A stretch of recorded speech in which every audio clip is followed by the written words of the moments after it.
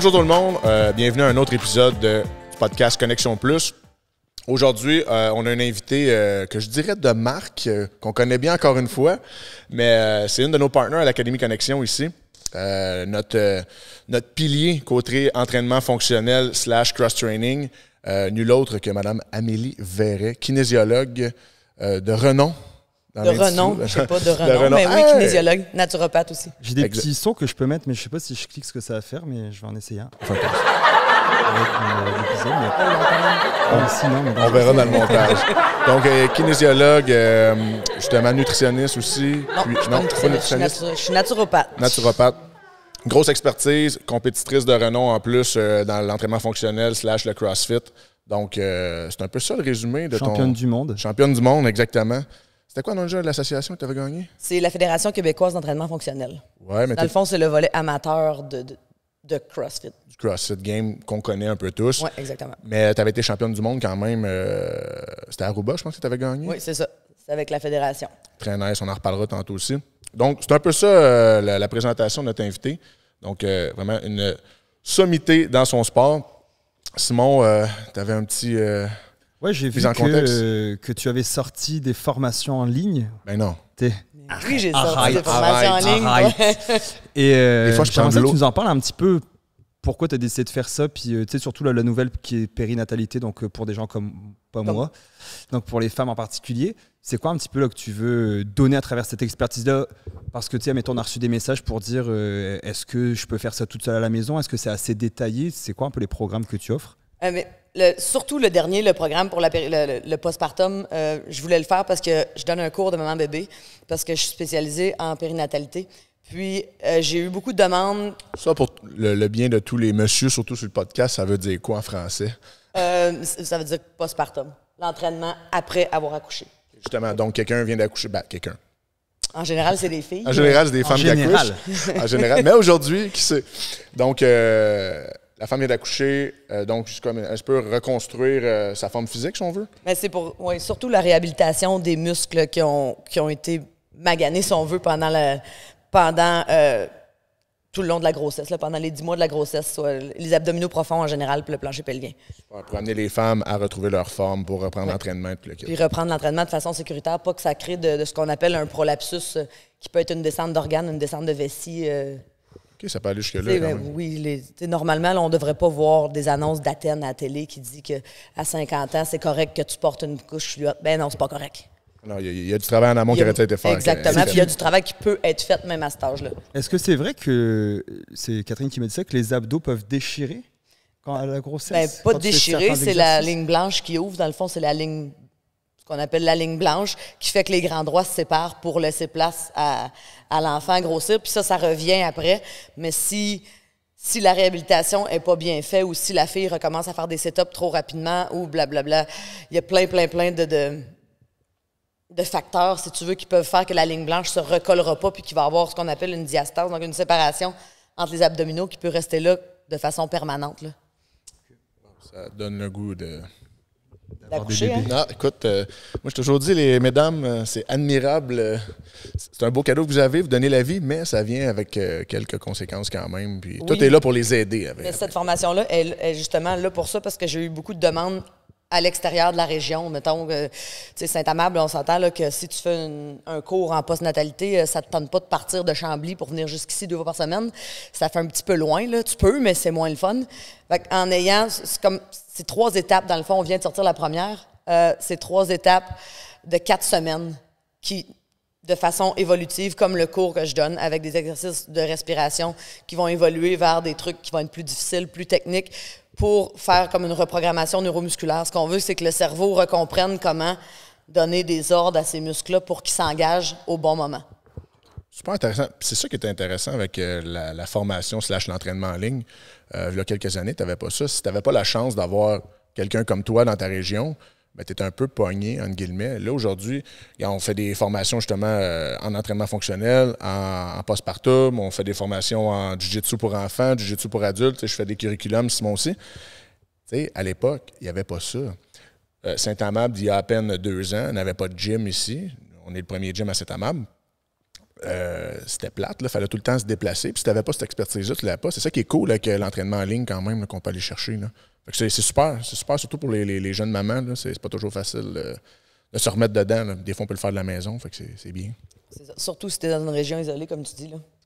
Comme toi, de la patrie, ta Exactement. patrie natale.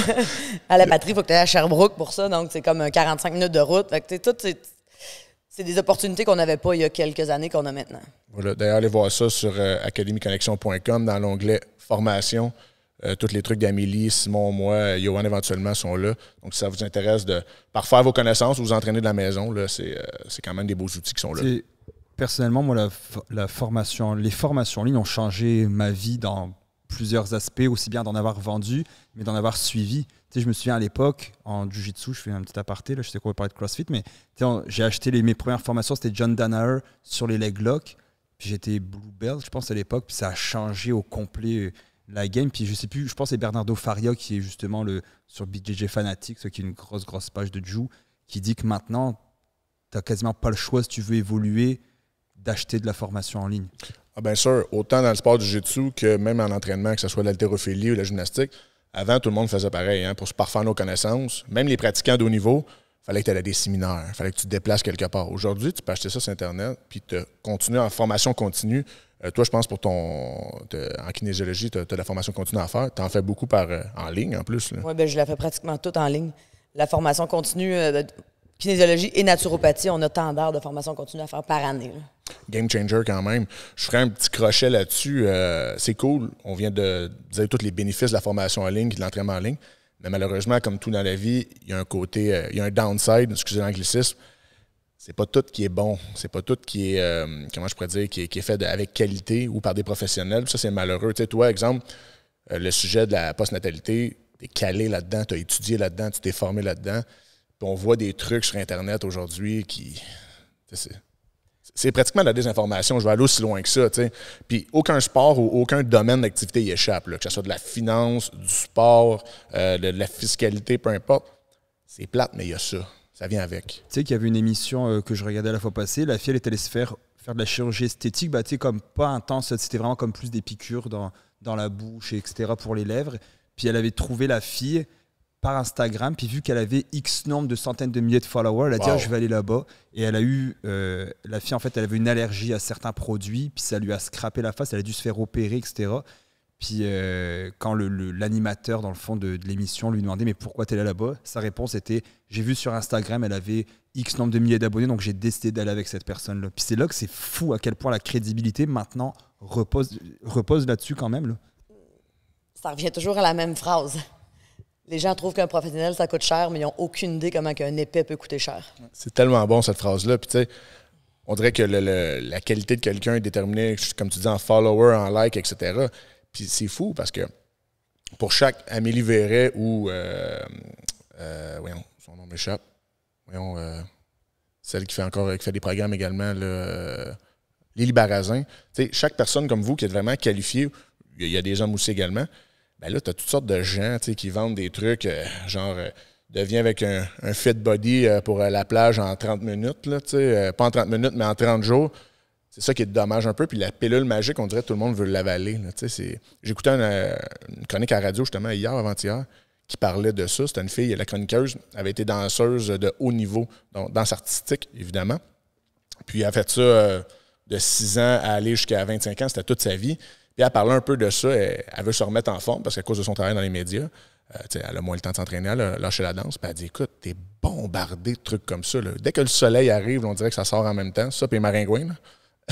Les formations en ligne, genre sois fit en 30 jours puis tout. Qu'est-ce que tu trouves dommage là-dedans? Ce que je trouve dommage, le plus dommage, c'est que nos jeunes vont aller suivre ça. Je prends par exemple... Jeune fille, c'est fou, là. Ma fille... L'autre fois, je suis arrivée dans sa chambre, elle est en train de faire un espèce de truc d'abdos. Écoute, whatever, là, je sais pas trop c'était quoi qu'elle faisait. Mais elle avait vu ça sur Internet, puis elle allait avoir des abdos dans 30 jours. Sa mère, c'est Amélie Verret. Puis là, je me suis dit, je suis sa mère. Fait que oui, c'est sûr que je suis sa mère. À 14 ans, je connais rien. Ce que tu dis, c'est pas vrai. J'ai passé de je connais tout à je suis la plus conne au monde. Mais je me disais, t'avais juste à me le demander, ma belle, on a un gym complet à la maison, je t'aurais tout fait ça, ça aurait été free. Combien font ça? Mais tu sais, c'est ça. Mais elle s'est fiée à ce qu'elle a vu sur Instagram. Mais la fille sur Instagram, elle en avait des abdos. Fait que, en 30 jours, elle peut lui montrer comment en avoir. Toi aussi, t'en as? Mais je suis sa mère. C'est comme à l'époque, tu pensais d'acheter la boîte de boxer Calvin Klein, puis t'étais pour être le gars sur le cover. Mark Wahlberg.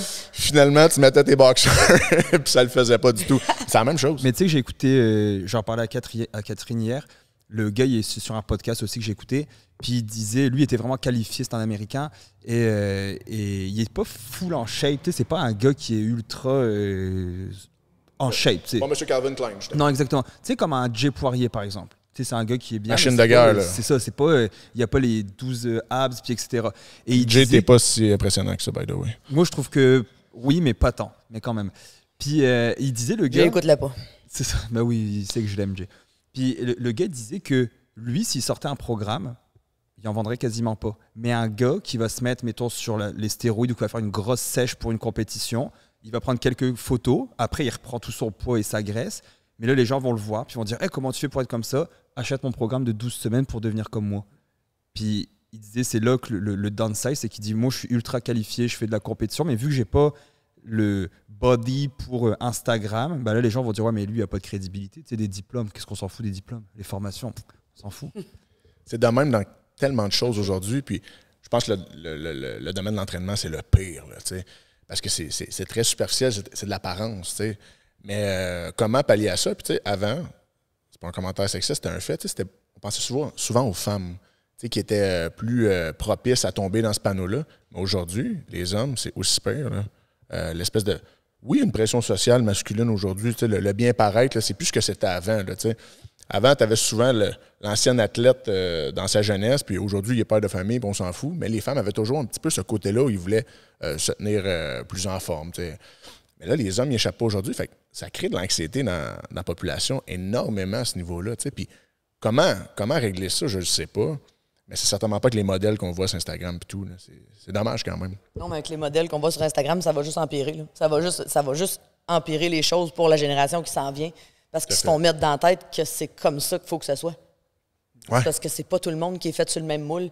C'est pas tout le monde qui va être capable d'atteindre cette forme physique-là, même s'il mange du poulet puis du brocoli, puis ça sèche à l'année, puis tu sais, à un moment donné... Anyway, c'est pas un mode de vie, ça. Non, c'est ça. Il faut que tu sois réaliste. Il faut que ça devienne ton mode de vie, puis il faut que tu trouves un équilibre dans ta vie, puis il faut que tu réussisses à être heureux à quelque part là-dedans. Là. Parce que si tu cherches quelque chose qui n'existe jamais, ben, tu vas courir après toute ta vie. Ça, c'est super intéressant quand même. Puis un mode de vie équilibré puis soutenable à long terme. Johan, on le sait, qui fait des arts martiaux mix au niveau professionnel, quand c'est le temps de ses coupes de poids, tout le monde est tout le temps impressionné dans le gym ici. Hein?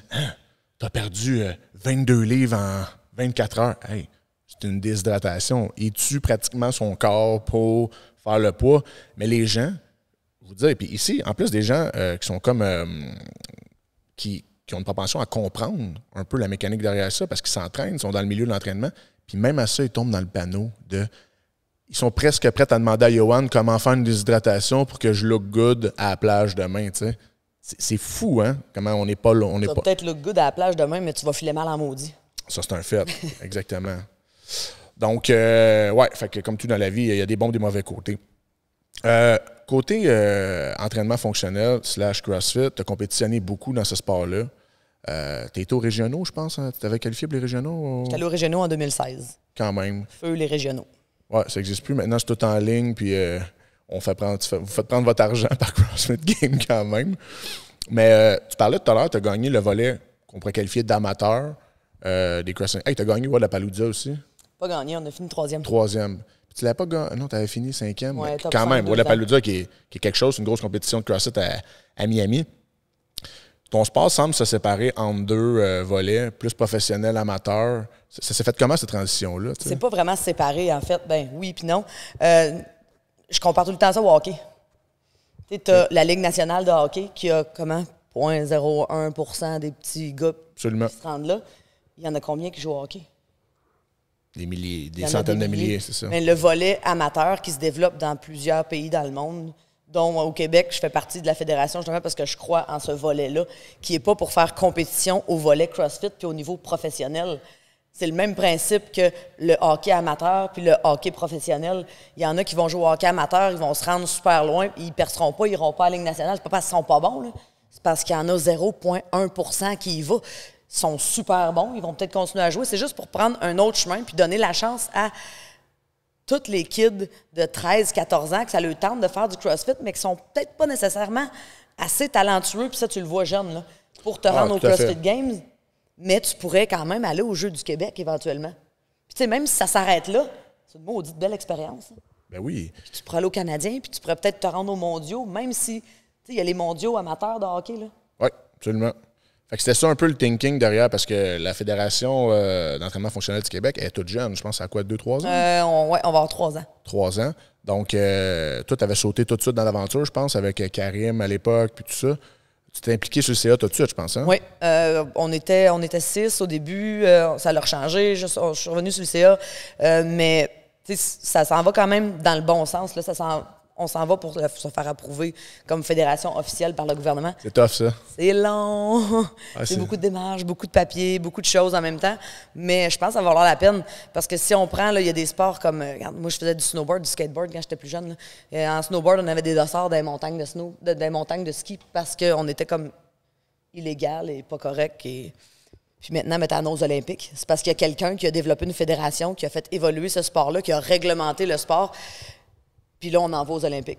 Ça existe depuis quand, mettons, le CrossFit? Je sais que c'est la marque CrossFit, mais tu sais, depuis quand que c'est vraiment plus popularisé? Je le sais pas.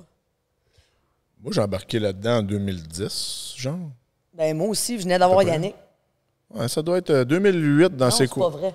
Plus tard que ça, 2012. Ah ouais, à ce point-là. Mettons que ça a vraiment popé, c'est popularisé. Ben, plus tard que ça même, là, mais je pense que ça doit être dans les années 2000, hein, début des années 2000. Je pense. Je ne sais vraiment pas pour vrai. Je me souviens qu'au début, il y avait beaucoup de monde qui critiquait parce que, si c'est vrai en tout cas, c'est que tu devenais approuver CrossFit en week-end, admettons, là, en 24 heures, tu avais ton truc CrossFit, tu pouvais ouvrir ton gym marqué CrossFit. Level 1. Puis malheureusement, on avait tendance à faire des exercices plus bâclés, ce qui a entraîné des blessures. Est-ce que c'était... Parce que moi, je me souviens à l'époque au Orion, il y avait un gym de CrossFit qui avait ouvert, puis c'est vrai que des fois, on allait voir, puis il y avait beaucoup de blessés parce qu'ils faisaient, mettons, des techniques de la mauvaise façon. Est-ce que toi, tu as vu ça aussi? Est-ce que tu dois avoir vu l'évolution intense du CrossFit quand même au Québec? Ça a explosé, on s'entend. C'est arrivé du jour au lendemain pratiquement. Puis... La formation de CrossFit a beaucoup évolué. Là. C'est une bonne formation qui donne le level 1, 2, 3. J'ai fait le 1, 2. Puis, c'est une bonne formation qui donne CrossFit. On ne va rien leur enlever là-dessus. Là. Mais je pense que c'est le mindset des gens qui ont des gyms qui a changé. Parce que le mindset, au début, même quand moi j'ai commencé, peut-être toi aussi, Matt, quand tu as commencé, là, c'était, tu mets plus lourd sur ta barre, puis la technique, c'était pas tant... Ah ben oui. Puis c'était pas tant... Tu voyais pas de monsieur ou de madame de 60 ans d'un gym de CrossFit, puis tu voyais pas de kid de 12 ans non plus. C'était des gens entre 18 et 30 ans, soit des pompiers, policiers, ou du monde qui s'entraînait déjà, du monde fit déjà. Là. Puis là, maintenant, ben, tu as du monde de tous les âges, c'est adapté à tous les niveaux. Tu sais, ici, à l'Académie, on a du parascolaire, puis j'ai du monde jusqu'à 60 ans là, qui viennent s'entraîner. On a des beaux exemples ici, là, c'est vraiment cool. Ouais. Des gens avec des enjeux physiques aussi. Oui. Beaucoup de gens qui ont beaucoup de restrictions physiques que tu peux adapter. Tu peux faire n'importe quoi avec l'entraînement. Il faut juste que tu te donnes la peine puis que tu aies les connaissances pour le faire correctement, pas briser quelqu'un encore plus qu'il l'est. C'était vraiment pas pour tous à l'époque, en tout cas. C'était pas ça le mindset. C'était super quand même militaire. Là, c'est comme on est tough. Au CrossFit, on était tough. Hein? C'était ça. Tu faisais 21 snatch, 4-time, bien trop pesant. Il n'y en avait pas de problème. Tu regardais les vieux footage, les vieux vidéos des CrossFit Games, genre 2014-15. Je checkais les deadlifts. Là, c'était malade mental, le monde. Là, il y avait des vidéos de compilation pour rire de ça, là, tellement que c'était mal fait. T'sais. Mais j'ai l'impression... CrossFit, la marque, est beaucoup critiquée. Je pense avec raison souvent. Je trouve vraiment que c'est comme si on te vendait une franchise de McDo, en fait. Faut que tu payes ton fees par année. Tu es obligé de faire une formation pour avoir ton gym. Que, tu dis qu'elle évolue la formation. Mais je me souviens au début, je pense que ça m'intéressait en 2014-15 de le faire. C'était rien. Là. C'était une fin de semaine. Puis tu avais du monde quasiment avec une bédaine qui... il fait 2 podcasts de suite que je parle de bédaine. Je pense que j'ai une fixation là-dessus. Mais des gens pas en forme qui, dans le fond, voulaient juste rouvrir une business, je trouvais ça un peu plate quand même. ça s'améliore là, avec des gestes comme la fédération ou toi qui travailles là-dedans beaucoup, Karim, des gens qui donnent des bonnes formations. Simon et moi, on l'a fait, la formation Level 1 de CrossFit d'entraînement fonctionnel. Ça, c'était bien. Là. C'était une grosse fin de semaine avec de la théorie et le kit, c'était cool. La formation CrossFit s'en va vers ça aussi. Puis tu as des Mathieu Dubreuil qui s'implique beaucoup là-dedans puis qui est un super bon formateur puis qui connaît ça puis qui est super en forme. Fait que, leur formation, on va rien leur enlever. Là, ils ont évolué beaucoup. Mais on peut pas se dire, on se comptera pas de menterie. Là. CrossFit, c'est une business. 100%. Au même titre, la Ligue nationale de hockey, là, ils sont là pour faire de l'argent. À la base, c'est un modèle d'affaires qui est comme ça. C'est-tu pas correct? Mais non, c'est comme ça. C'est ça, c'est parce que souvent, on mélange la marque et le sport en tant que tel. C'est comme si on... UFC a un peu ce problème-là aussi. Pas de problème, là, mais pour eux, c'est parfait. Toi, t'as déjà fait du UFC? Oui, puis du TKO aussi dans le temps. Mais faire sa part, n'importe qui va parler... Des néophytes qui vont parler à moi ou Simon, Johan, je fais du jiu-jitsu majoritairement. Oui, j'ai fait du MMA amateur, mais ils vont me dire « Hey, toi, t'as fait du UFC? » Là, souvent, tu réponds oui parce que c'est beaucoup trop long d'expliquer. D'ailleurs, la nouvelle appellation que vous avez au Québec, entraînement fonctionnel, on a un gym, vous le savez, ici à l'Académie. Puis souvent, on a des discussions tous les trois pour le branding. T'sais. Quand on a ouvert le gym, Ahmed dit, on appelle ça entraînement fonctionnel. Puis c'était correct, on ne pouvait pas marquer CrossFit parce qu'on n'avait pas subscribe à ça. Mais le défi d'expliquer aux gens c'est quoi l'entraînement fonctionnel, beaucoup de monde encore aujourd'hui passe la porte ici. Ouais, moi, je veux faire du CrossFit. Mais c'est pas mal ça qu'on fait. T'sais. Mais entraînement fonctionnel, c'est tough, rentrer ça dans la tête des gens. Mais CrossFit, c'est une marque. Je sais. CrossFit, c'est une marque, mais c'est une marque qui est dominante. Fait que, aller expliquer autour c'est quoi mais déjà, quand l'entraînement fonctionnel, t'as presque pas le choix d'utiliser le mot CrossFit que t'as pas le droit d'utiliser. Là. Mais... On utilise cross-training souvent. C'est un anglicisme, mais... Mais t'es pas à la même place non plus. Oui, mais c'est tough de... Qu'est-ce que tu veux dire, t'es pas à la même place? Le cross-training, en général, ça va être... Tu toucheras pas à autant... je peux te comparer ça à notre cours de connexion fit, mettons. Là. Oui, ça va être des intervalles, mais tu n'auras pas souvent d'haltérophilie. Tu vas lever souvent moins lourd, tu as plus de répétitions. C'est pas exactement la même chose. La définition est large, là. Mais c'est un défi quand même de faire comprendre aux consommateurs, parce qu'à la fin de la journée, on vend quelque chose, on vend un service, de faire comprendre la bonne appellation. Puis on a eu longtemps ce problème-là dans les arts martiaux.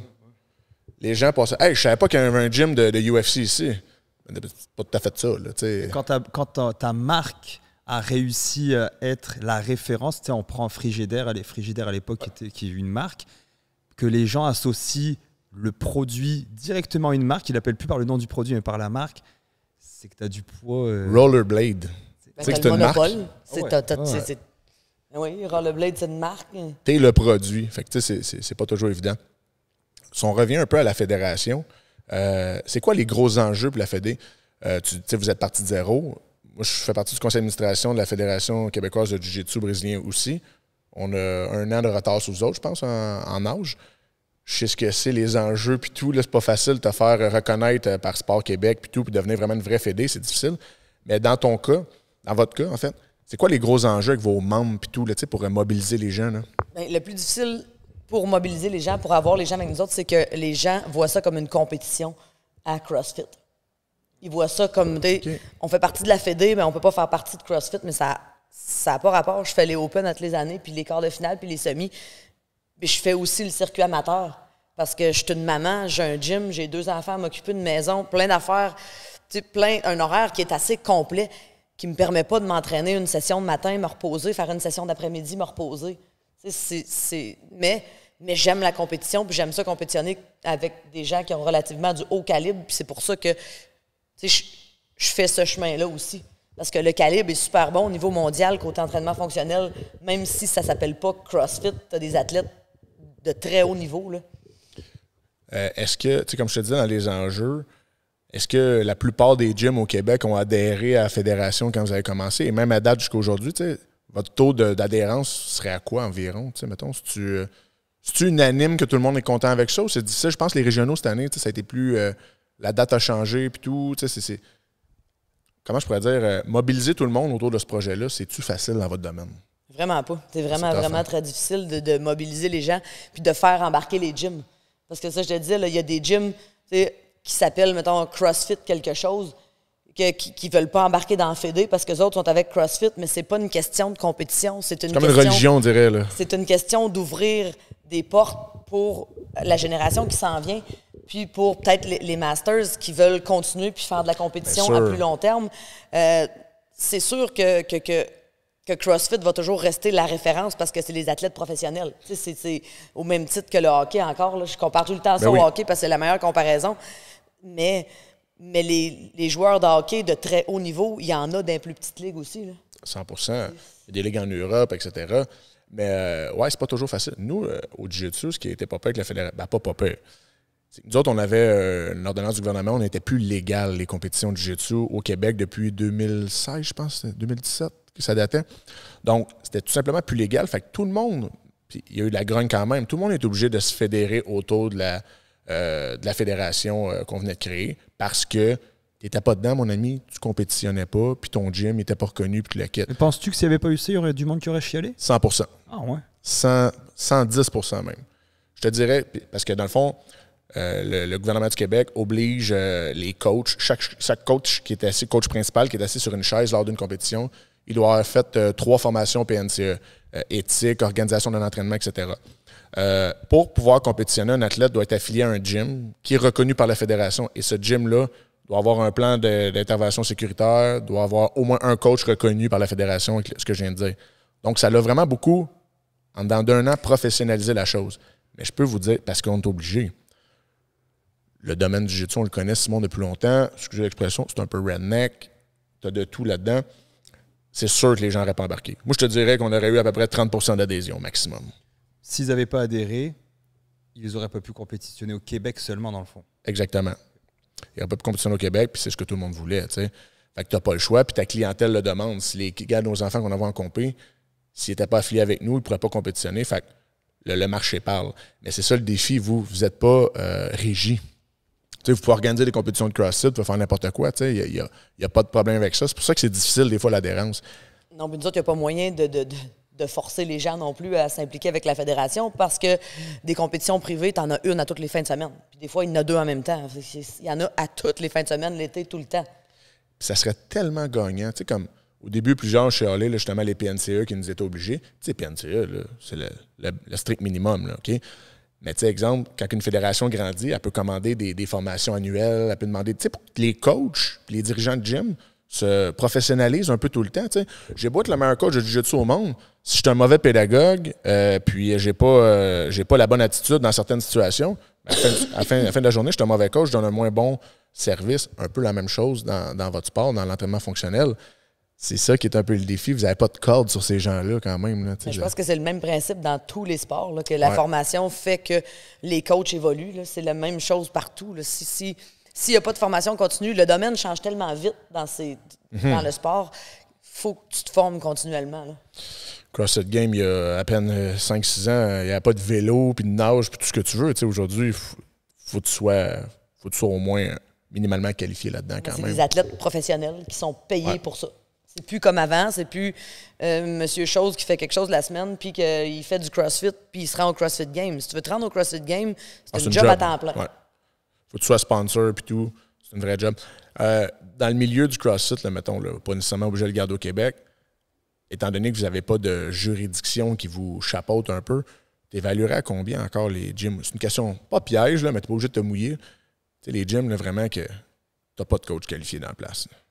Je ne demande pas d'être nécessairement kinésiologue ou, tu sais que tu as un coach dans la place là, qui a ouvert ça, c'est une business. Il a loué un local de 2000 pieds carrés dans un parc industriel, là, puis let's go, je suis en business. Là. Je pourrais pas te dire, pour vrai, je le sais pas. Je le sais pas parce que la plupart... C'est moins pire qu'avant, au moins? Ben oui, c'est sûr, c'est vraiment, vraiment, vraiment beaucoup moins pire qu'avant parce que la plupart des gyms que je connais, moi, il y a des coachs qualifiés. Là. Okay, ça, puis la mentalité, le mindset a beaucoup changé, puis c'est plus pareil comme c'était. C'est vraiment rendu accessible. Mais c'est là où le bas blesse un peu. Le monde sont tellement habitués que ce soit pas accessible que, ben, ils ont peur de rentrer dans un gym de CrossFit. Hey, là, tu rouvres une belle question. Excuse, Simon, je saute dans l'action. Là, j'ai beaucoup de... Je trouve ça intéressant, leur domaine. Encore là, question de barrière. C'est quoi la plus grosse barrière à l'entrée pour un client dans un gym? Tu sais, exemple, nous, dans les arts martiaux, c'est clair. On s'étrangle, on fait de la lutte, on essaie de se briser des articulations, on se donne des coups de poing. C'est une pas pire barrière. T'sais. Vous, bien souvent, il y a comme une espèce d'étiquette péjorative qui colle au CrossFit, à l'entraînement fonctionnel. Comment on pourrait débunker ça? T'sais? Ben, tranquillement, pas vite, ça se fait. Mais ce qui dérange le plus les gens, je pense, c'est que souvent le CrossFit, c'est du semi-privé. Donc, tu sais, 12, 15, 20 personnes maximum, là, parce que 20, t'es rendu à du monde en tabarouette. C'est trop. Un coach, c'est too much. Là. Mais c'est comme un plus qu'un moins en même temps. Quand c'est la première fois que quelqu'un rentre, puis il voit comme 12 personnes, ils se parlent tous, ils s'entendent bien, ils lèvent tous des poids ensemble, ils s'encouragent tous, ils s'échangent le bord. Tu fais comme, OK, moi, je viens de rentrer dans une gang, tu sais, serré, là. Mais non, mais c'est parce que ce monde-là, ils se connaissaient pas peut-être il y a 5, 6, en tout cas, maximal il y a 2 ans. Là, c'est tout, on est parti de zéro, nous autres ici. Là, fait que le noyau qui s'est formé, puis que ils vont au restaurant ensemble maintenant, puis ils font des compés ensemble maintenant, puis leurs enfants, c'est rendus des chums. C'est un peu comme vous autres au Jou, là. Ça s'est créé, ce noyau-là, puis il y a plein de monde qui viennent se greffer après. Mais c'est aussi avec les gens qui viennent prendre l'information, souvent c'est tough parce qu'ils voient tout ça, puis là, ils viennent faire un cours d'essai, puis veut pas, les autres leur parlent, là, oui, mais c'est pas pareil. C'est pas pareil pour un nouveau que pour quelqu'un que ça fait 6-7 mois, puis qui s'est fait une place, puis que tout le monde connaît. Plus t'es là souvent, plus les gens te connaissent. T'sais. Comme si c'était un cercle fermé. Tu sais, quand j'ai ouvert le gym, et encore aujourd'hui, plein de monde me dit « Hey, c'est cool ton gym, Matt, mais c'est pas fait pour moi. » Tu sais, il y a toutes sortes d'autres gyms, d'autres styles, de cours de semi-groupe, là, où je pourrais dire justement moins de qualifications dans ces gyms-là puis tout, que ça semble plus abordable pour ces gens-là, plus accessible, en tout cas, pas abordable financièrement, mais accessible, parce que justement, le CrossFit fait peur encore aux gens. Tu sais, ça serait quoi le moyen, mettons, de justement, tu sais, mettons, tu aurais un speech à faire à une personne, qu'est-ce que tu dirais pour lui dire, écoute, la barre puis tu le quittes, là, c'est pas épeurant, là, tu sais. Ben là, moi, c'est la même chose que je réponds à tout le monde, que je dis à tout le monde au début qui a un petit peu peur. Là, il y a une madame qui est venue il n'y a pas longtemps. Elle est venue essayer, puis elle dit moi, je préfère, pas mettre beaucoup de poids sur ma barre. Elle dit parce que j'ai pas encore beaucoup de technique. J'ai dit de toute façon, là, c'est moi qui va te dire quand tu vas mettre du poids sur ta barre parce que je veux que ta technique soit assez élevée pour que tu sois capable de mettre du poids sur ta barre, pas que tu te fasses mal. J'ai dit c'est pareil pour tout le monde qui rentre ici. Vous commencez tous avec des plates de bois et une barre vide. Tout le monde. Dans le fond, c'est moins dangereux que le gym Econo Fitness où tu arrives puis tu peux mettre 3 plates puis te briser te fracturer les clavicules. Là, il y a des dangers partout, là. C'est sûr. Dans tous les sports, il y a des dangers. Vous autres aussi, vous faites mal. Econo Fitness, ils vont se faire mal. Tu joues au hockey, tu te fais mal. Tu fais du rollerblade, tu te fais mal. Je veux dire, à un moment donné, tu peux faire n'importe quelle activité puis te faire mal. Tu peux avoir quelqu'un qui te supervise puis te faire mal pareil parce que tu as peut-être choisi de ne pas l'écouter ou tu as fait un faux mouvement puis ça l'arrive, là. Tu vas faire un faux mouvement en sortant de ton char, ça se peut que tu te fasses mal. C'est pas nécessairement le sport tout le temps le problème, là. Souvent, c'est et la personne qui pratique le sport et le volume d'entraînement. Parce qu'il y a du monde qui rentre ici qui fait comme combien de fois semaine je devrais m'entraîner? Mais tu t'entraînes-tu? Non, ça fait des années, 2 fois. Ouais, commence par ça, tu sais. J'aimerais ça plus que ça, là, tu sais, je suis motivée. Non, 2 fois. Fais ça pendant 3 mois. Après ça, on va monter à 3. Fais-moi ça pendant 3 mois, puis je te mettrai illimité si tu veux. Mais si je te mets illimité au début, 1, tu vas probablement te tanner tout de suite. Puis 2, tu vas probablement te faire mal parce que ton volume d'entraînement vient de passer de 0 à 5 jours semaine. C'est un nonsense de penser que tu n'as pas un morceau qui va briser, là. Surtout si à la base, tu te remets en forme. Ouais, le plus gros obstacle aux gens, je pense, c'est vraiment eux-mêmes. Parce que, tu sais, c'est des sports, l'entraînement fonctionnel. Le jiu-jitsu, c'est pareil. C'est des sports addictifs. Tu sais, tu apprends toujours des nouvelles choses. Puis, tu parlais de la communauté. Tu as une communauté. Ta gang, tu as le goût de la voir. Au début, tu rentres dans la gang. Puis après ça, tu as le goût de les voir tous les soirs. Tu as vraiment du plaisir avec ce monde-là. Puis c'est ça, comme tu dis, le danger, c'est la personne qui passe la porte, qui passe de 0 à 100 one shot. Puis là, l'orgueil, surtout dans des sports comme le tien, tu pars de 2 plates en bois sur ta barre. Puis rapidement, tu as des gains quand même. Puis c'est là que les gens se blessent, t'sais. Ils vont trop vite versus la progression. Ça aussi, c'est pas facile, t'sais. Ça va tout le temps plus vite. De 0 à 6 mois, là, c'est la même chose dans n'importe quoi, j'imagine. Là. De 0, tu pars de « je connais rien » à en 6 mois. C'est sûr que tu as une super grosse évolution. Après, ça va se calmer, tu vas évoluer moins vite. Là. Puis à un moment donné, de faire un record personnel ou d'apprendre un nouveau mouvement ou de faire... d'évoluer, ça va devenir plus difficile. Là. Plus ça fait des années que tu pratiques, plus c'est dur d'évoluer dans quelque chose. C'est pareil partout encore. Là. Ah, c'est clair. On a parlé beaucoup d'entraînement. Tu fais des plans alimentaires également. Tu es naturopathe. Il y a le volet... on va faire un petit crochet vers ton sport aussi, puis vers le nôtre en même temps, Simon. On parlait d'Instagram, tout ce qu'on voit à la télé, dans les réseaux sociaux, tout le kit. sais, toi, tu fais beaucoup de consultations, justement, des gens qui veulent des plans alimentaires ou des programmes d'entraînement, etc. Puis ils veulent ressembler à ce qui t'amène sa photo, tu sais. Et là, mettons, quelqu'un qui tripe CrossFit, il regarde les CrossFit Games, il regarde le monde qui est là. Plusieurs gens ont pris des pilules, des injections là-dessus. Comment on combat ça pour l'attente des gens? On s'entend, je ne suis pas en train de dire que tout le monde est sur le stock, là, sur le stéroïde, mais comment tu combats ça dans ton travail de tous les jours, pour te dire aux gens, hey, si tu veux cette shape-là, c'est plate, là, il va falloir que tu prennes notre testostérone. Là, il y a aussi le fait, beaucoup de femmes l'ont fait les derniers mois, où ils montraient une belle photo d'elles, puis qu'après, ils se relaxaient, puis où ils serraient leurs cuisses, puis c'était comme, il y a ça aussi, ça c'est ma photo Instagram avec un filtre, mais regarde, j'ai aussi de la cellulite, j'ai aussi une petite bedaine, j'ai aussi les bras, etc. Je trouvais ça quand même cool, mais c'est vrai que quand tu regardes maintenant, ils vont prendre 250 photos, ils vont choisir une qui la met le mieux en valeur parce qu'il y a la lumière, puis il y a l'angle, etc. Mais c'est ça qui est difficile avec les réseaux sociaux, c'est un sneak peek, là, un petit truc de ça, c'est la perfection, puis les gens veulent ça, mais la vie, c'est pas ça. Là. Tu comprends ce que je veux dire? Je comprends très bien ce que tu veux dire. Genre, je parle à des gens qui veulent tout de suite en arrivant, qui sont prêts à faire tous les sacrifices du monde. Mais pas trop longtemps, par contre. Ça, moi, ce que je dis tout le temps, c'est moi, je peux te donner les outils. Il va falloir t'apprendre à t'en servir. Il va falloir que tu l'apprennes pour que ça soit à long terme. Parce que ça fait combien de temps que tu n'es pas en forme puis que tu n'as pas la shape que tu veux? Ça se peut que ça prenne autant de temps à arriver à exactement ce que tu veux puis que tu sois sur ton X puis que tu fasses comme OK, ça va, c'est bon. Puis si tu veux une diète où tu vas perdre 30 livres dans un mois, ben, tu peux aller voir quelqu'un qui vend des produits, je vais taire le nom. Puis elle va te vendre la formule magique. Puis, tu vas boire des shakes pendant 2 mois. Coupe de cure détox et tout. Puis après ça va revenir parce que tu vas t'écœurer de boire des shakes dans la vie. Faut que tu trouves une solution qui marche à long terme, mais c'est trop facile maintenant. Les gens veulent tout de suite. Tu as juste à aller sur Amazon puis tu peux l'acheter, ils vont te le livrer demain. Pourquoi je ferais des efforts? Mais juste avec nos enfants, on est tous parents ici, la gratification instantanée. Maintenant, nous, à l'époque, je ne sais pas pour vous, pour un cadeau, on devait attendre à Noël. On devait attendre à des événements précis. Oui. Maintenant, un enfant veut tout immédiatement parce qu'il s'en va à l'école, son ami a une nouvelle paire de souliers. Ah bah moi aussi, je l'avais, il vient de l'avoir. Moi aussi, je vais passer pour le compte service, j'en ai pas. T'sais. Et le gros problème, puis dans plein de domaines que je tairai aujourd'hui, mais on veut tout de suite. On veut, comme c'est Pierre-Yves Maxwin qui disait ça, là, les jeunes de 25 ans veulent la vie que les parents de 50-55 ans ont après avoir travaillé toute leur vie. Une vie à bâtir. Ouais. Mais ça marche pas comme ça, malheureusement. Ça marche pas comme ça, mais c'est ça qui est véhiculé. Et par contre, ça ne marche pas dans le sens qu'une madame ou un monsieur qui veut perdre du poids, ça ne fonctionnera pas à long terme. Mais on taira les noms aussi. Mais ces gens-là, ils réussissent à vendre beaucoup de programmes et de produits. Tous les Herbalife de ce monde et les Isagenix et les à l'époque. Écoute, c'est des brands. Ils en vendent des programmes. On ne va pas les nommer. C'est justement à cause de ce trait de caractère humain-là que, dans le fond, ces business-là existent. Puis ils capitalisent vraiment sur, je vais être dur, là, la faiblesse des gens. Parce que, comme tu dis, les gens veulent... C'est ça qui est ça. Les gens veulent l'instantanéité. C'est ça, la faiblesse, dans le sens, c'est l'instantanéité, la gratification instantanée. Je veux perdre... J'ai pas fait... Je veux pas être méchant. J'ai pas pris de soin de ma santé pendant 10-15 ans. J'ai bouffé de la scrap, j'ai bu de l'alcool, j'ai fumé, j'ai fait n'importe quoi. Je me suis couché tard, je dormais pas assez. Bref... Puis là, maintenant, moi, dans 3 mois, je vais être en shape. Mais non. Boum! Tu sais, comme ça.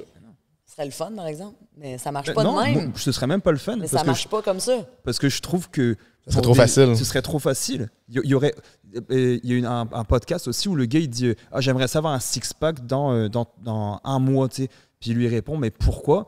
Puis après, il dit « Si tout le monde avait des six-packs, si c'était si facile d'avoir un six-pack, il n'y aurait aucune valeur dans le six-pack. Il n'y aurait aucune valeur d'être en shape. Parce que tout le monde l'aurait. » C'est la rareté qui crée la valeur de quelque chose. L'or, ça vaut cher parce que c'est rare. Tu comprends? C'est la même chose. Si tout le monde avait le six-pack, c'est super intéressant ce que tu dis là-dessus. Fait que je trouve ça me fait toujours un pincement au cœur. Puis tu sais, je suis pas en train de dire qu'on est meilleur que tout le monde. Tu sais, on fait du mieux qu'on peut. On offre les meilleurs conseils et services qu'on peut. Tu sais, Amé, moi, je te vois vraiment... Je m'estime chanceux de t'avoir dans mon entourage pour ça. Tu sais, j'ai quelqu'un que j'estime de super clarifié autour de moi. Mais quand même, ça me fait de la peine quand je vois ces trucs-là. Puis des gens qui y croient vraiment. Puis tu sais, des gens qui ont... Tu sais, le pattern classique, tu as grandi d'une famille que l'alimentation, ben, c'était boboche puis c'était difficile. Tu as été habitué à mal manger. Fait que quand tu arrives à l'âge adulte, c'est tough renverser ça. Fait que je comprends, ces gens-là, c'est pas facile. Puis là, je vois des trucs genre... Puis écoute, on les voit tous dans nos feeds d'Instagram. en 30 jours, en 40 jours, soit ci, soit ça. C'est triste. T'sais. C'est des discours, parce que moi, j'en ai une dans mon entourage, ça fait plusieurs années, qui vendait des produits justement à l'époque, je pense que c'était Herbalife, Visalus, c'était Visalus à l'époque. Puis ils apprennent un discours, parce que c'est des grosses organisations, donc ils apprennent à fermer les portes des gens qui vont leur poser des questions un peu plus pièges. Mettons, peux-tu m'expliquer les bienfaits ou le downside? Donc ils ont beaucoup de réponses à tout, parce qu'on leur a appris des réponses préconçues, toutes prêtes. Exactement, des petits perroquets, des réponses toutes prêtes pour fermer les portes sur des gens qui vont leur présenter certains enjeux. Donc tu lui demandais c'est quoi dans les produits, parce que tu sais à l'époque Visalus, en fait tu prenais ton shake, puis en fait tu étais malade pendant 2-3 heures, tu avais mal au ventre, etc. Puis oui, tu avais perdu. C'est un laxatif. C'est ça, tu avais perdu une coupe de livres. Évidemment, je veux dire, c'est extrêmement logique. Puis quand tu lui demandais, ouais, mais ça doit être mauvais pour la santé, il te sortait des phrases apprises par cœur que finalement tu avais comme plus d'arguments. Mais cette personne-là, en l'occurrence, qui était une des top vendeuses à l'époque pour Visalus, ne connaissait absolument rien. Rien du tout. C'est des pitchs de vente, là. Exactement. C'est toujours ça, parce que la compagnie est basée sur la vente de produits. Elle n'est pas basée à ce que tu ailles. Ils veulent pas que tu ailles mieux, là. Je lance de quoi de gros. Je pense qu'on ouvre la porte à ça. Je peux-tu essayer un effet, voir ce que ça va être celui-là? Là, je m'attends à la question qui tue, comment tout le monde en parle, mais dans le fond, ça va être un bruit d'oiseau. Honnêtement, je sais pas ce que c'est. Est-ce que, on sait, la médecine, c'est régi. Les autres professionnels, exemple, en ingénierie, c'est régi. Le droit au Québec, dans le monde, est régi.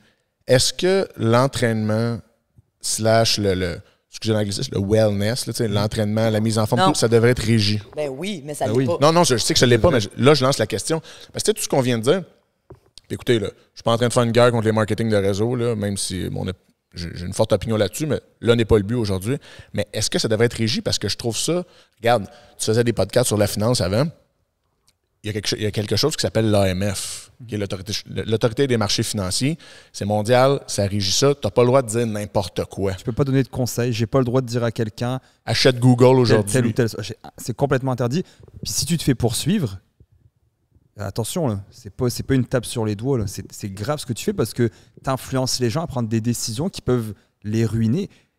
Et aussi bien que les produits, les stéroïdes, etc., voilà. Tu peux aussi ruiner la vie de ces gens-là. Je ne vais pas être plate, mais c'est ça pareil. Tu vends quelque chose qui n'est pas vrai puis qui peut avoir un impact physique, psychologique à long terme sur les gens. Ça devrait être régi, ça. Je peux pas croire que tu peux être kinésiologue ou tu peux être nutritionniste. C'est des vrais cours, c'est des vrais DEX, des vrais bacs. Mais dans la vie de tous les jours, dans le fond, c'est pas régi. Mais les nutritionnistes ont un ordre. Ça, c'est régi. Kinésiologue, on a juste une fédération. On n'a pas encore un ordre des kinésiologues. C'est pour ça que tu peux devenir entraîneur en 30 jours. Le jour où on va avoir un ordre des kinésiologues, ce sera pareil. Puis là, je dis pas que les gens qui sont pas entraîneurs, pas kinésiologues, sont incompétents. C'est pas vrai. Là. Ah ben non. Il y en a qui sont ultra compétents. Là. Il y en a qui sont ultra compétents. J'enlève rien. Il n'y a pas d'ordre de kinésiologue? C'est une fédération seulement. Il n'y a pas encore d'ordre. D'accord. C'est pas encore réglé. Là. Mais tu sais, c'est un domaine qui est tellement large, nous autres. Puis il y en a plein qui sont compétents puis qui sont pas kinésiologues. Puis je dis pas que tu as besoin de l'être pour être compétent. Je dis juste que ça n'enlèverait une méchante gang qu'ils ne le sont pas. Ben, je pense aussi.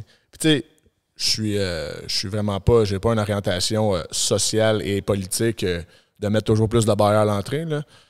Mais des fois, ça en prend des barrières à l'entrée dans ce domaine-là. Parce que, écoute, on parlait de l'AMF tantôt. Si on se soucie tant du bien-être financier des gens, je peux pas croire qu'on ne se soucie pas autant du bien-être physique et mental des gens. C'est grave, je trouve. Mais non, ça, c'est ce qui passe en dernier, ça. Parce qu'il n'y a pas d'argent. Ça, tu peux prendre une petite pilule, tu n'auras plus mal à la tête, là. Ça, tu peux prendre du Ozempic, tu vas maigrir, man. Il n'y en a pas de problème, tes assurances vont le couvrir. Hey, explique-moi donc. On l'entend beaucoup, Ozempic, justement, on t'a, là. C'est quoi donc déjà ça? Hey, c'est la nouvelle affaire. J'ai un chum que je vais taire son nom, là. Justement, mon chum qui veut toujours des résultats, qu'à l'époque, il s'est mis sa sauce, puis il y avait des résultats quand il était début vingtaine, mais là, aujourd'hui, ben écoute, la vie, là, métro, boulot, dodo, il est plus capable de se mettre en forme parce qu'il n'y a pas de volonté. Là, il s'est mis sur Ozempic. Qu'est-ce que c'est ça, cette affaire? Le gars a 33 ans. Là. C'est la solution facile. Là. Dans le fond, quoi, c'est une médication pour les diabétiques. Mais comment ça, tu perds du poids? Parce que mon beau-père prend ça. Ça coupe la faim. Puis ma mère, elle m'a dit, il a maigri, c'est un truc de malade, il prend ça. C'est le médecin qui lui a prescrit. Comment ça, je suis pas diabétique, j'ai le droit d'avoir ça? Ben, c'est l'argent qui mène le monde, man. Ouais. Attends. Tu sais, Ozempic, C'est-tu en vente libre ou c'est Ben sur non, c'est pas en vente ordonnance? libre, c'est sur ordonnance du médecin, mais tu peux dire à ton médecin que tu as tout essayé puis tu n'es pas capable de perdre de poids puis ça fonctionne pas puis ça fonctionne vraiment pas. Puis il va finir par te le prescrire parce que c'est couvert par tes assurances. Non, il y a eu un... Puis là, les assurances commencent à plus couvrir parce qu'il y a eu un bout où, si je me trompe pas, là, que les réserves d'Ozempic pour les diabétiques commençaient à descendre puis il y avait peur d'en manquer pour les diabétiques tellement il y avait de Dans gens. le fond, c'est un effet secondaire C'est ça. de maigrir. En fait. Ben, c'est un... Ouais. On veut-tu qu'on mette ça simple? C'est pas Je mal pense que ça. le Viagra, c'était ça aussi à l'époque. Le Viagra. Viagra? Ouais. Ça faisait maigrir, ça? Non, c'était pas fait pour créer des. OK. C'était fait. Non, dans le sens, c'était un C'était pour effet augmenter secondaire. Je le... pense que c'était pour la dilatation du cœur, des Je vaisseaux sais pas, sanguins, pas en quelque tout. chose Ouais, comme parce que c'est un vasodilatateur, le ça. Ils Viagra. ont vu que finalement, ça faisait le résultat qu'on connaît. C'est bon, ça. Mais, Merci. fait que là, Ozempic, là, t'as peu. Là, c'est pas de l'insuline. Là. Non. Right? Fait que ça sert à traiter un diabète, mettons, de type...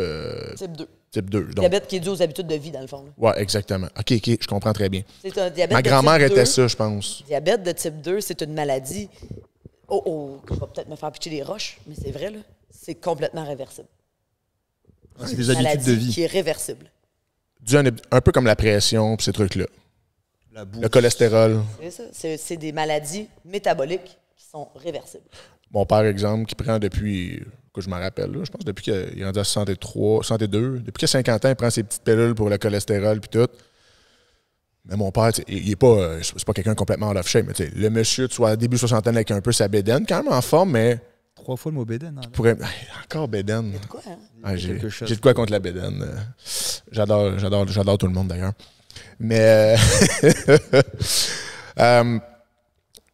c'est sûr, c'est réversible. J'imagine, tu sais, si tu avais cette condition-là, c'est pas une maladie que tu as pognée. Non, c'est pas une maladie que tu as pognée, c'est une condition métabolique que tu as développée à long terme.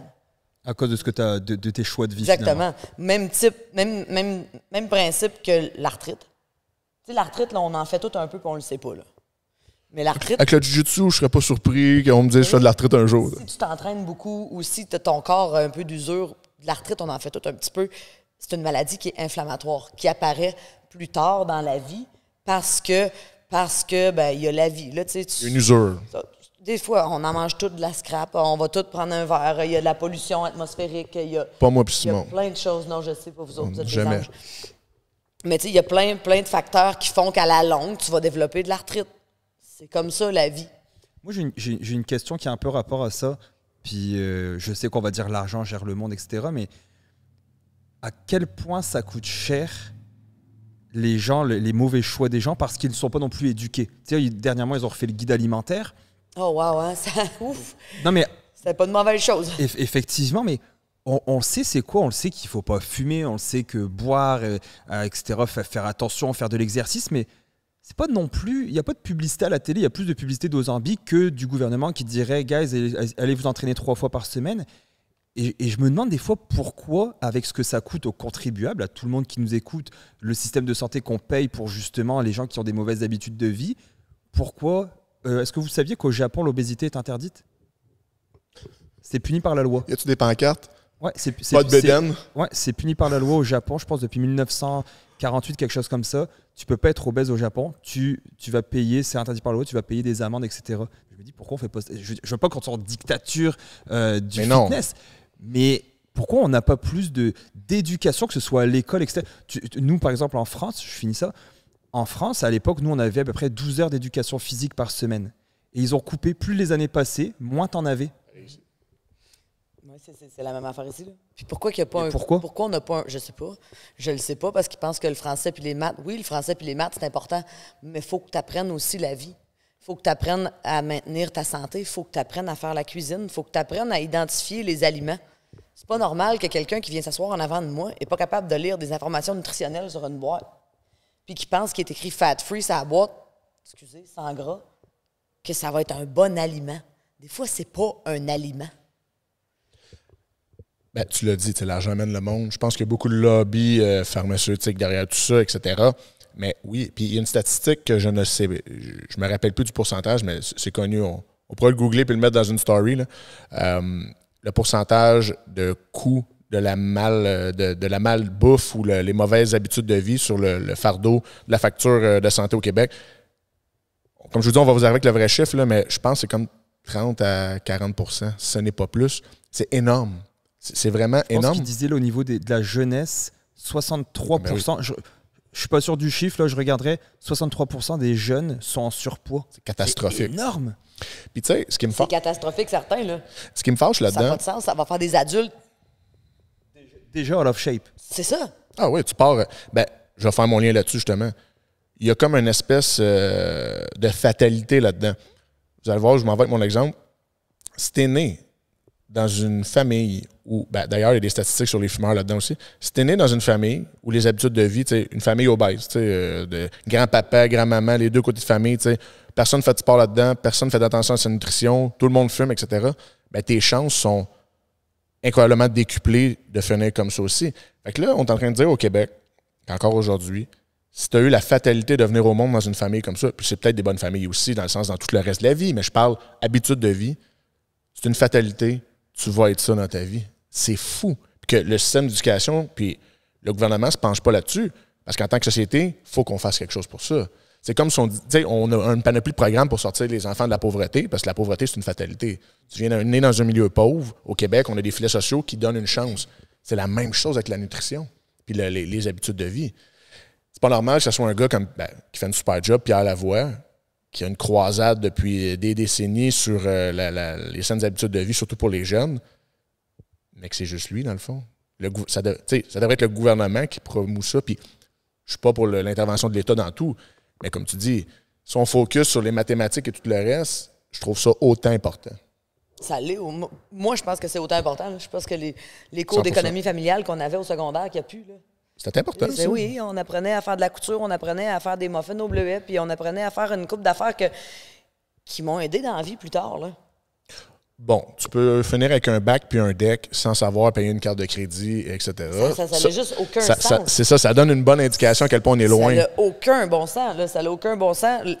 Comment les gens pensent que tout arrive de façon facile maintenant. Là. Ça fait pas de sens. Tu peux pas avoir le beurre pour l'argent du beurre dans la vie. Il faut que tu travailles. Tu n'as pas le choix. Si tu veux quelque chose, il faut que tu travailles. Ça ne te tombe pas dans les mains. Là. Il y a sûrement du monde qui te dit la même chose. Ouais, mais toi, t'es chanceuse, t'as un gym. Non, tabarnouche. Hey, tout à l'heure, là, ça me tentait, excusez, là, comme un coup de pied dans le cul de m'entraîner. Là. Mais je l'ai fait pareil. J'ai passé à travers pareil. J'étais contente après. Mais la première demi-heure, là, je me disais, hey, si mettons que j'arrête, personne ne va le savoir. Là.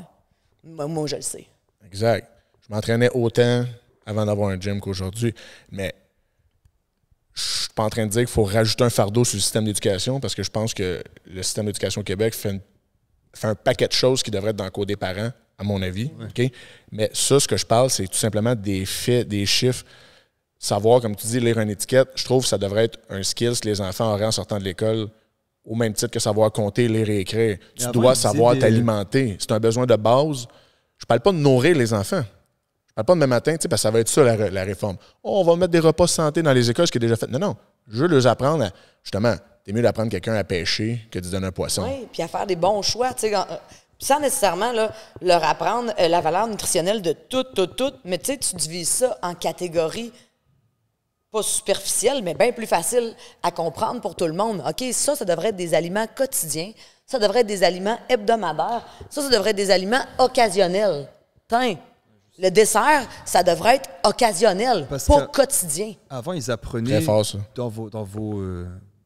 Dans les générations un peu plus anciennes, ils apprenaient à faire de la couture, ils apprenaient comment fonctionnait une voiture. Je pense qu'avant, quand tu passais ton permis de conduire, tu devais, je sais pas si c'est ici ou en France, tu devais regarder le moteur puis expliquer aux gosses que c'était avant que je sois né probablement. Je pense que c'est en France. Ouais, ici, on n'a pas ça. Mais tu avais comme un contrôle technique où tu devais dire à la personne, regarde ça, voici comment ça fonctionne, l'huile est bonne, etc. Puis je trouve qu'on s'est peut-être un peu perdu dans ce qu'on apprend aux enfants, peut-être. 100%. Je pense qu'on apprend un paquet de trucs aux enfants que, écoute, on fera pas le procès de l'éducation au Québec, mais définitivement que savoir s'alimenter correctement et savoir juste les concepts de base de la forme physique dans la vie. Puis là, je le sais, déjà, on va se faire tirer les tomates dans certains commentaires. C'est ça, c'est pas tout le monde qui est des athlètes. Je parle pas d'athlètes ici, là. Ça n'a aucun rapport. Je parle d'avoir une hygiène de vie soutenable à long terme. Oui, je te parle de partir le soir puis d'aller à ta boîte à mal, qui est pas en de chez vous, là, mais comme chez nous, t'es au coin de la rue, là. Je prends ma fille, je dis, on va aller prendre une marche, on va aller à la boîte à mal. C'est pas long, ça prend 15-20 minutes, mais elle a marché 15-20 minutes. On parle pas d'être un athlète. Elle, ma petite fille, c'est une artistique. Elle aime pas ça, le sport. Elle aime aucun sport. Mais si on prend une marche 4-5 fois par semaine... Il y a une différence entre sport et activité physique. Exactement. Dans les villes, en ce moment, c'est la grosse mode. C'est pas une mode, excusez, c'est le où s'en vont les villes éventuellement, avec la densification. Toute ville au Québec veut créer plus de mobilité active. Mobilité active, ça veut dire créer des facteurs environnants favorisant le déplacement avec tes pieds ou des pédales ou des rollerblades ou n'importe quoi sauf ton auto. C'est une vertu incroyable. Tout le monde sur la base, sur le fond est pour ça. Puis quand tu installes des mesures, justement, qui créent la mobilité active, genre, au lieu de faire une nouvelle route, ben, tu fais une piste cyclable à la place ou tu rétrécis la route. Je vous le dis, c'est difficile dans la population. Il y a toujours le syndrome de pas dans ma cour, puis ça, c'est triste. Je vais aller plus loin de ça, je fais le parallèle. 300 000 personnes pour la marche sur l'environnement. Greta Thunberg, tout le monde était derrière ça. Quand c'est le temps de faire des vrais gestes écologiques dans des villes, il n'y a plus personne. Là, il n'y a plus personne parce qu'ils ne veulent pas dans leur cour ou à côté de chez eux. La mobilité active, il faut l'imposer parce que c'est trop important. Parce que nos enfants vont nous accuser plus tard de ne pas avoir fait ces choix-là. Autant nutritionnel, hygiène de vie que déplacement. Fait que, voilà. C'est pour ça que je m'entête à faire les repas chez nous pour les miens au lieu d'acheter tous des trucs tout faits. Je dis pas que j'en achète pas, là. C'est pas ça que je dis, mais je m'efforce de, si j'achète quelque chose de tout fait, je fais affaire avec un commerce local, comme les fermes Loufa qui font affaire avec plein de commerces locaux, que les légumes sont locaux, d'acheter dans ma cour.